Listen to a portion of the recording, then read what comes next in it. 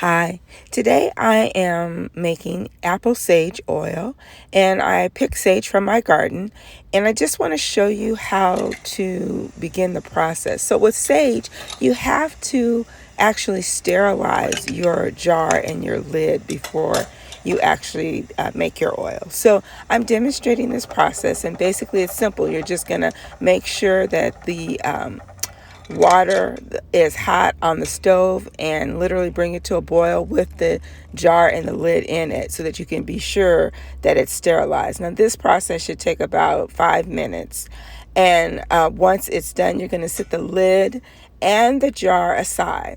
Next, you're going to work with your dried sage. Now, with the sage, you're going to have to dry it out. I picked it from the garden and it literally needed to dry out at least 24 hours so that we could get the best result for the oil. Okay, and so this is sort of a great weekend recipe because you can do this before you actually peel your apple.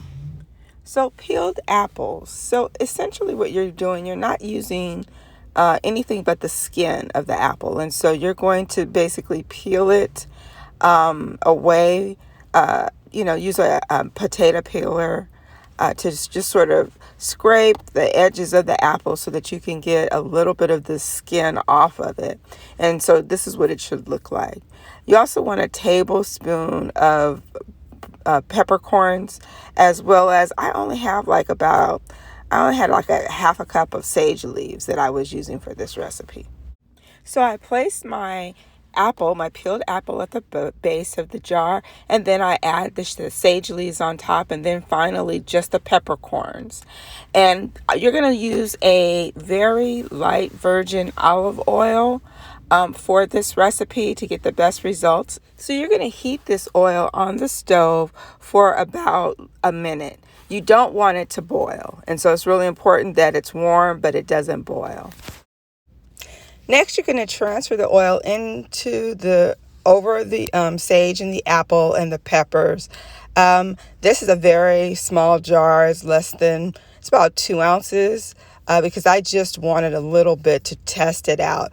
This is a great recipe to make for the fall because once you have made the oil, you store it in a cool, dark place for about 2 to 3 weeks.